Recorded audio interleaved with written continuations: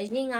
clean AI မှာပဲရခဲ့တဲ့ motion control ကအခု CapCut မှာသုံးလို့ရပြီဆိုတော့လာပြောတာပါအဲ့တော့ motion control မသိသေးတဲ့သူတွေပြန်မိတ်ဆက်ပါမယ်အခု TikTok မှာခေတ်စားနေတဲ့ကိုမသူ့ကိုမြင်ပါများတော့စိတ်မှာချစ်ကျွမ်းဝင်ဆိုလက်တွေလောက်တာလေကျမမလောက်တတ်ပါဘူးမလောက်တတ်တဲ့အတွက်သူများဗီဒီယိုထည့်ပြီးတော့မှကိုပုံနဲ့ကခိုင်းတာမျိုးပြောတာပါ motion control ဆိုတာလူလေးပေါ့နော်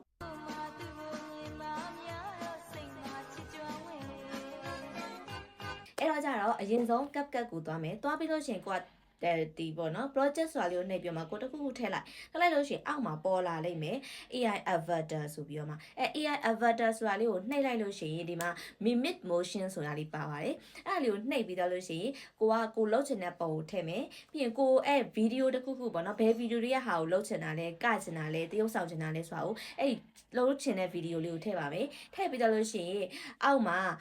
အများကြီးပေါ့နော်လူတွေအများကြီးပါတာမျိုးဆိုလို့ရှိရင်တော့2ရွေးရမှာပေါ့နော်ကိုကတပုံနဲ့ဖြစ်တဲ့အတွက်1.5ရွေးမယ်ကိုကပိုပြီးညံကျင်တယ်မစောင့်ချင်ဘူးဆိုရင်တော့1ရွေးပါရွေးလိုက်တဲ့အခါမှာသူက credit သုံးလို့ရပါတယ်ဒီမှာတစ်ချက်ကကြတော့အဲ့တော့ credit သုံးလို့တယ်ဆိုတော့ကြတော့ pro သုံးမှရပါတယ် CapCut ဆိုလို့ရှိရင်အဲ့တော့ CapCut pro လို့ကျင်တယ်ဆိုလို့ရှိရင်လည်းဒီ Telegram Premium ACC နဲ့လေးဆက်အကောင့်မှာလာမိလို့ရပါတယ်ဒီ CapCut ဆိုလို့ရှိရင်ဈေးတက်နဲ့သုံးရတယ်ပေါ့နော် clean AI ဆိုပို့ပြီးမှဈေးကြီးတယ်အဲ့တော့ကြတော့သုံးကြည့်ကြဖို့လာပြောပြတာပါ